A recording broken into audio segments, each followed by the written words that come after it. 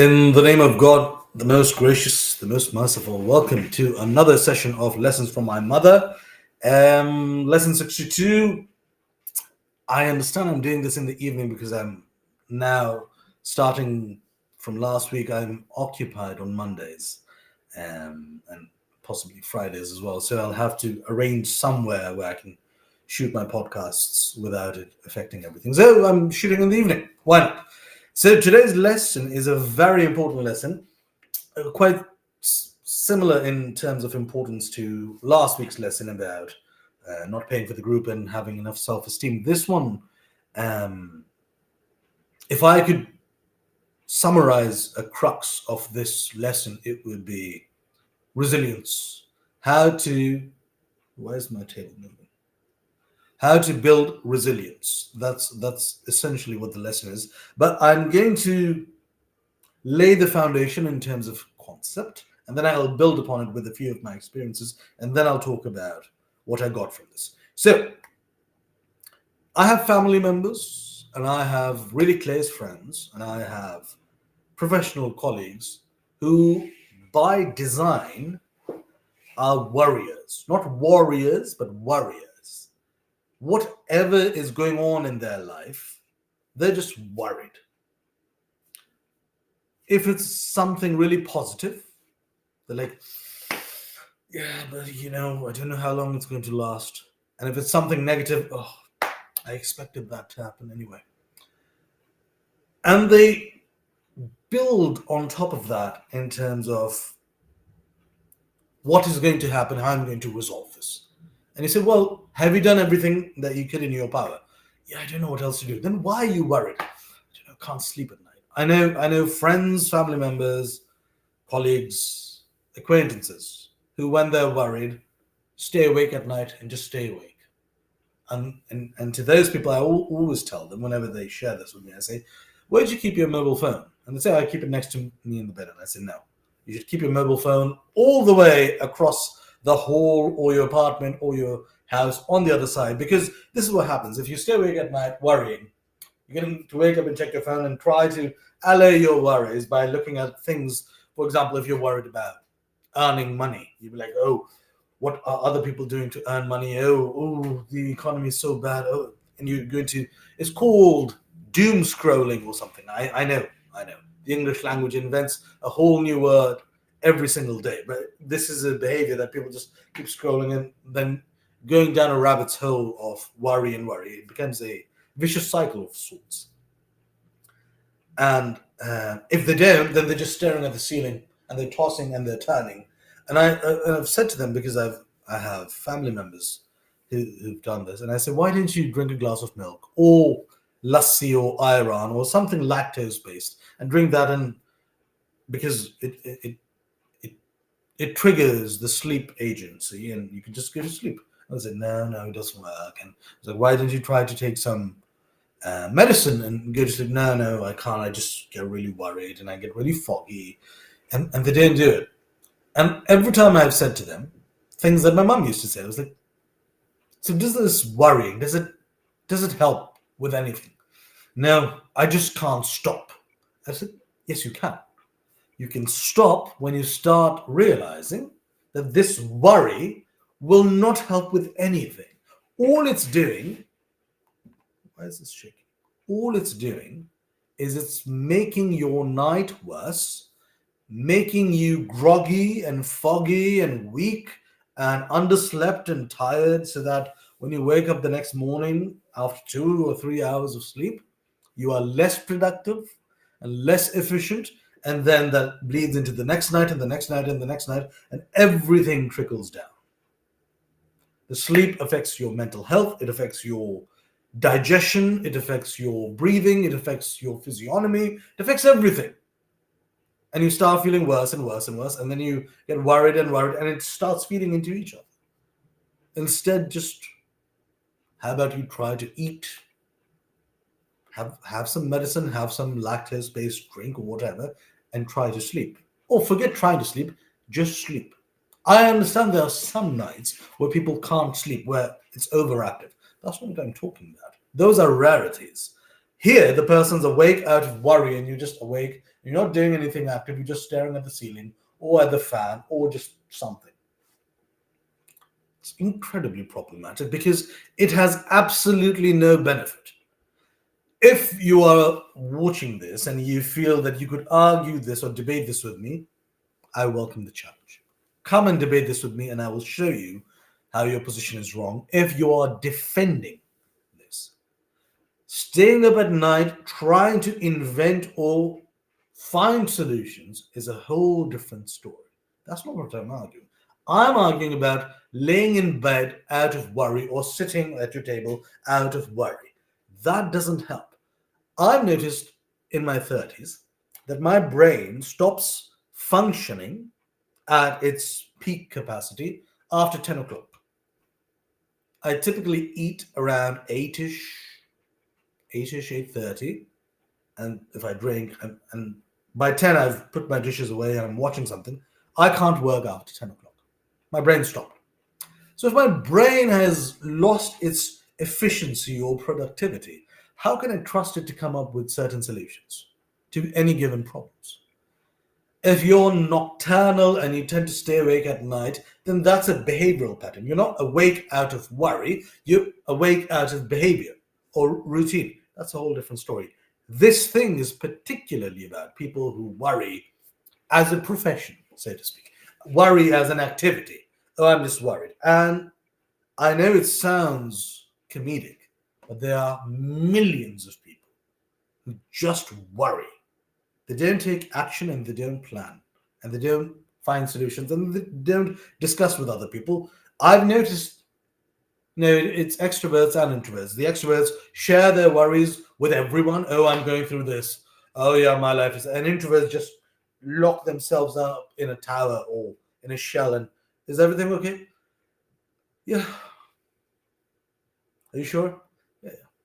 Yes. And that's it. And introverts are even harder to break into, because they're preserving their energy for their own mental activity. So you can't really get them to open up as easily, particularly in a public setting. So I'm going to relay a couple of stories from my life where my mum has said exactly this, like worry leads to worry. Why didn't you find a solution, or why didn't you set a plan in motion? I'm going to talk about a couple of stories. So when I was 16, I fell in love for the first time with this lovely lady in China. She was a couple of years older than me. My close friends know about her. My family knows about her. It was 20 years ago. As you know, a 16-year-old teenager falls in love with all their heart and soul, and they believe this is it and this is the one. And we did stay together for a bit, but you forget your studies and you forget your work and friends, and you're like, this is it. I've found the princess of the castle. And invariably, it was long distance. It started in person, but it became long distance, and it was a cultural difference and an age difference and time. There was so many, and a time difference. So there came a point of time where things became very strained between us due to all these factors.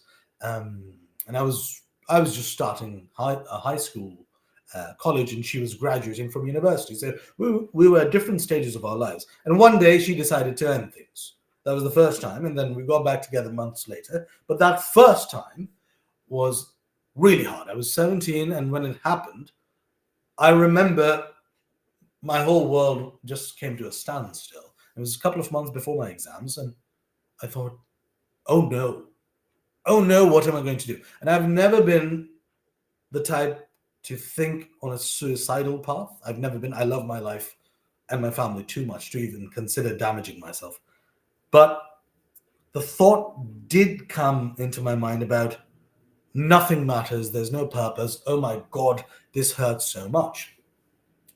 And if you've heard any of my other lessons from my mother, you would know that my mum has been very strategic and smart in instilling one core value in all of us. There are many core values, but the one strongest one is that we trust her with 99% of our things, 99.9 even.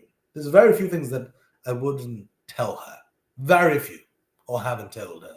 So whether it's a girl or whether it's work or whether it's money or whatever, we share them with our parents. I tell my mom and I tell my dad. So I told her. Typically, you'd expect, because one of my closest friends broke up with his girlfriend at that time too. He didn't tell his parents for a long, long time. Didn't tell them. I said, why did you tell them? No, no, no. They're going to say this, say that. No, I told my mom on the same day. It was April 2017, and I told her, not 2017, 2004. I was 17. And I told her the same day, and I was upset, and I was like, this has happened, and I'm upset.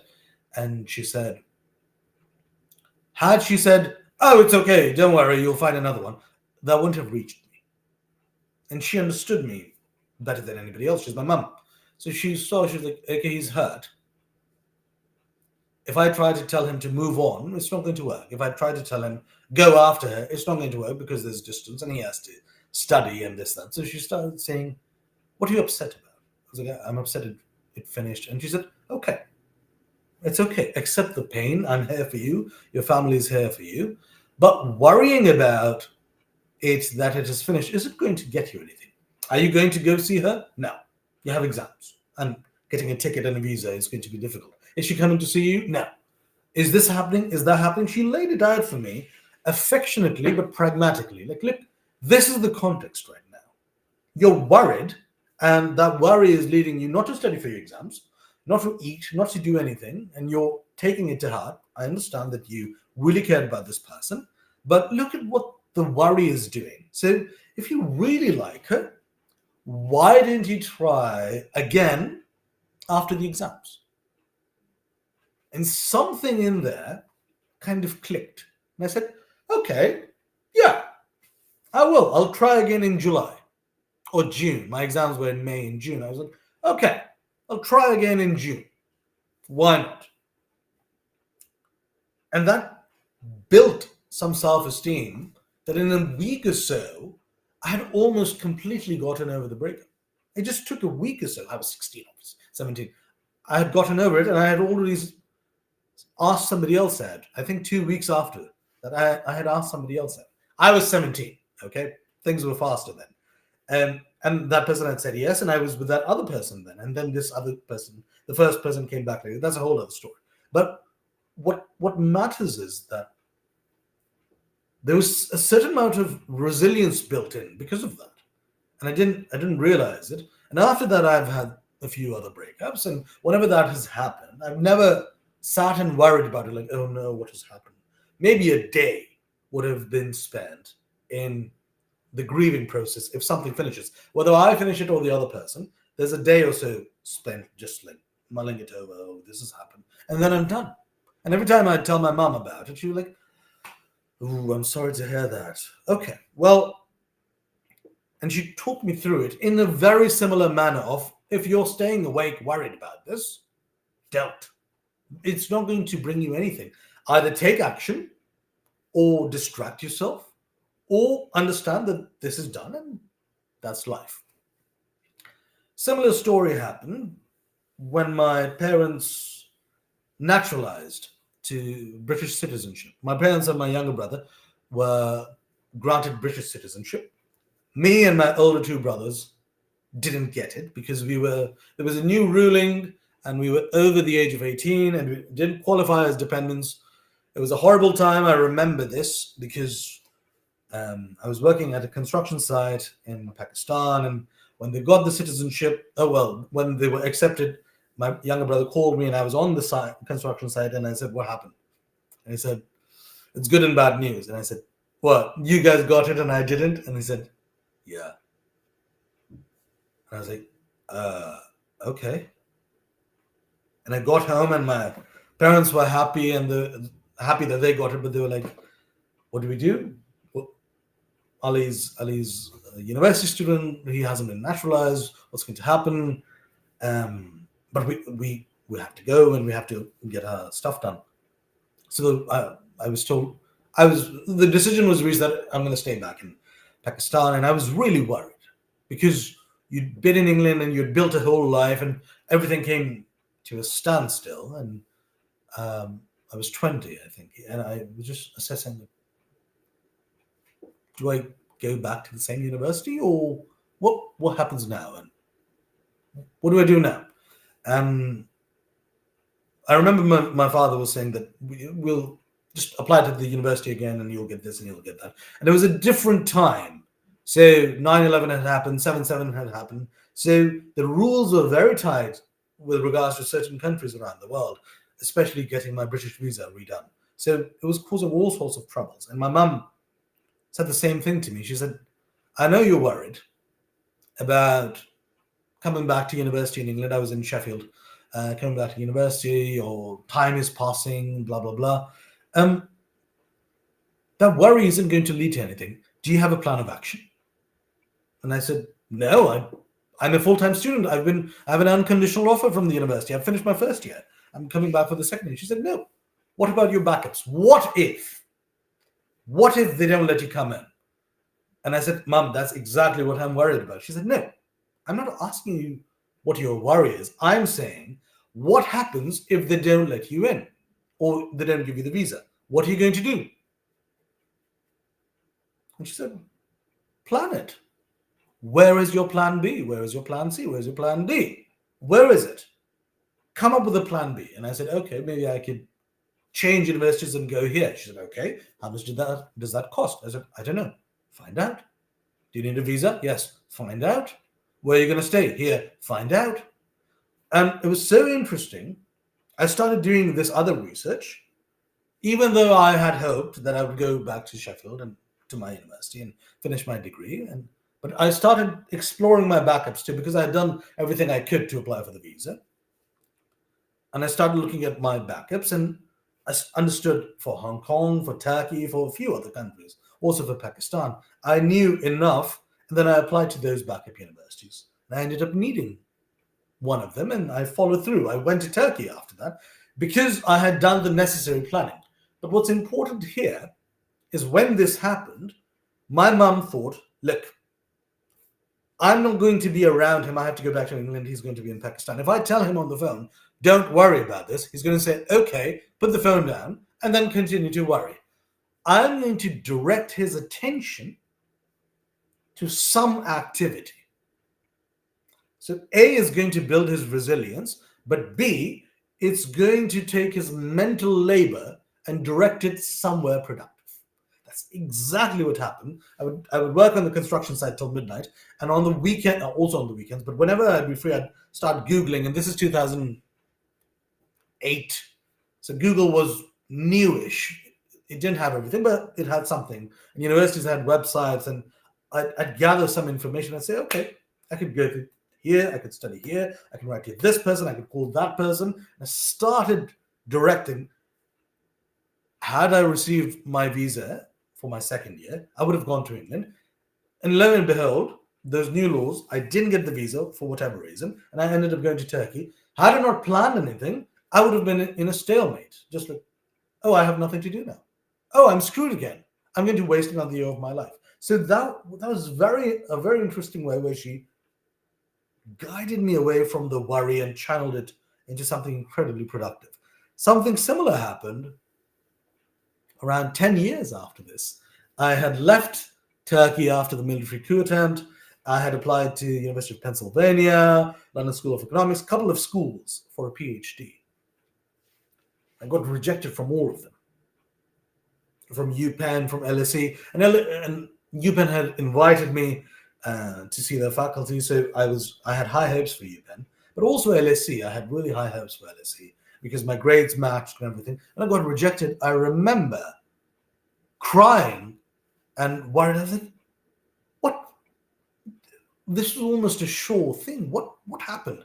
I remember staying at my parents in England. My mum came and sat next to me, and she said, I know you're very upset. I'm very upset. I had really high hopes that you'd get into LSE. And what do you think went wrong?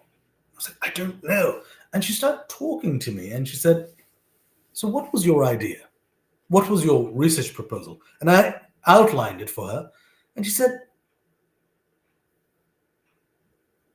this idea that you're saying sounds like you're the expert and you're claiming there's a proclamation that this is how things should be. What do you know? about the field. A doctoral candidate is in the beginning of the academic field, they're not at the end of it. So you're writing here that, oh, this is what should be. And it was an ambitious idea, it was a gigantic idea about disputed territories and transition zones and so many things. My mom said, why would somebody want to supervise you? You seem to know everything on your own. And she was saying it lovingly, she wasn't saying it offensively. And I started thinking, I was like, that's true.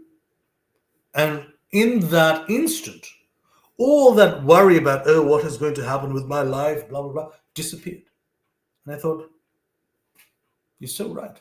And she said, look, as a student, you can't really come up with this, oh, I'm going to change the world with this PhD degree. You start small, you start simple, very clear, and go deep rather than gigantic or broad. Go deep. And I thought, it just resonated with me because when I got the results, I was because LSE had responded really well to me, and I thought, oh, what am I going to do now? And she came and she resolved this, and because she has taught me over the years, so she kind of knew how to get the message across, and it worked. So when the year after, when I got into Oxford, a much better university, I had a very simple statement of purpose, a simple research proposal. I want to do this. Nothing more, nothing less. And they read it, probably saw some potential in it, and they admitted me, and I went to Oxford, and the rest is history. And so much so that since we set up Lasheen, our firm, which helps students join top universities around the world, we say the exact same thing to them. For the last 3 years, we've helped over 400 people with a success rate over 82% now. And we've been helping them. And every time they send me a statement of purpose or a research proposal, I look at it and I say, no, it's too complicated. Simplify it. And I change things and I cross them. I was like, no, fix this. No. It's too complicated. Start small, start simple. Because invariably, students worry about being rejected from university all the time, or something being rejected all the time. And that training that my mum gave me at that particular moment helped me with Oxford, helped me with Lasheen, it helped me with Canada. I applied for my immigration 3 times. The 3rd time is when I got selected. The first 2 times, I've mentioned this before, one document is missing, they cancel the whole application. Another document is late or the date is wrong, cancel the whole application. And every time it finished, I'd be like, I'm going to apply again, because it's a very long application process. If anybody's applied for immigration for any country, you know, it's a very long process. And I'd be like, okay, I'm going to apply again. And the same when I submit manuscripts for my novel and they come back with rejections or with corrections, I was like, okay, I'm going to try this again. And you get back and you're tired and you're exhausted because you're like, oh, I hope it gets selected. And you're like, no, okay. The agent didn't like it, the publisher didn't like it, they've told me what to fix. All right, I'll go fix it again and again. And the same happens with a TED Talk. You apply to TEDx, you get one, and I've given one, and you apply to another one and they reject it, and you're like, okay, I'm going to apply again and again and again. And that's it. Rather than, oh, why did they reject me? Oh, I'm so worried, I'm going to stay awake at night and worry my socks off. No. Manuscript gets rejected, fix it and try it again. University application gets rejected, fix it and try it again. TEDx application, immigration application, anything gets rejected, fix it and try again. That's it. It builds so much resilience, and it allays or alleviates this intrinsic fear of worrying and, oh, what am I going to do with my life? Oh, what's going to happen? So much so that now failure still hurts. I have to tell you, you know this. Everyone knows this. Failure still hurts, but there's this underlying foundation of an incredible fire of resilience. So the largest of failures just knocked me on my ass, and I'm sitting and I said, okay, well, we're going to try again. How are we going to do that? Okay, let's plan this. Okay, I'm going to plan this. So if I stay awake at night, I'm writing. either on a whiteboard or on the computer or on my notebook or my diary. And I'm planning, I'll do this, then I'll do this, I'll do this, and then we'll do this, and I'll reach to this person. And then the next, and then I've planned it. So I'm not worried anymore. I go to sleep. I wake up the next morning and I put the plan into action. Small, slow, step by step, and it gets better every single time. Every single time. Worrying has not led to anything productive. If you're going to plan something, write a diary, plan it. If you're worried, write it out, speak it out, call somebody, record something, sing a song, distract yourself, do something. Just sitting and worrying, like, what's going to happen? What am I going to do? Don't do that. Don't do that. And I had to tell you, I've been quite poor at some parts of my life. Homeless. I've been homeless in Turkey. I've been hungry. Like, I've not had food. I've slept bus stops before. I've slept in parks before. I've done that, and I've been hungry at times, and without any food. There's been a lot of moments in my life, particularly the last 15 years, where things are quite tight. So for people who might say, "Oh, sounds privileged," it isn't. It's wisdom. It's experience based. I'm telling you, wherever you are in life, sitting up and worrying about things never solves anything. Plan, take action, move, discuss, negotiate. That works. But worry always leads to more worry. So my advice from my personal experience and from this invaluable lesson from my mother: don't do it. Plan, take action. And I say this to everyone in my life and everyone who sees me on LinkedIn or YouTube or whatever. If you're worried about anything, send me a message. I'm here. If nobody's here to listen to you, I promise you, I'm here to listen. And this isn't a political campaign, and it isn't something that I would require money from. I'm not a psychiatrist. I'm just a person. I'm just a human like you are. I have the same heart beating in me that you do. I have the same soul that connects us to God and to the universe. So if you need to talk, I'm happy to listen. But don't stay awake and worry. I'm going to stop here. Have a wonderful week ahead. We're getting near to the end of the year, so I'll wrap it up soon in a few weeks. But have a wonderful week ahead and take care. See you next week. Bye.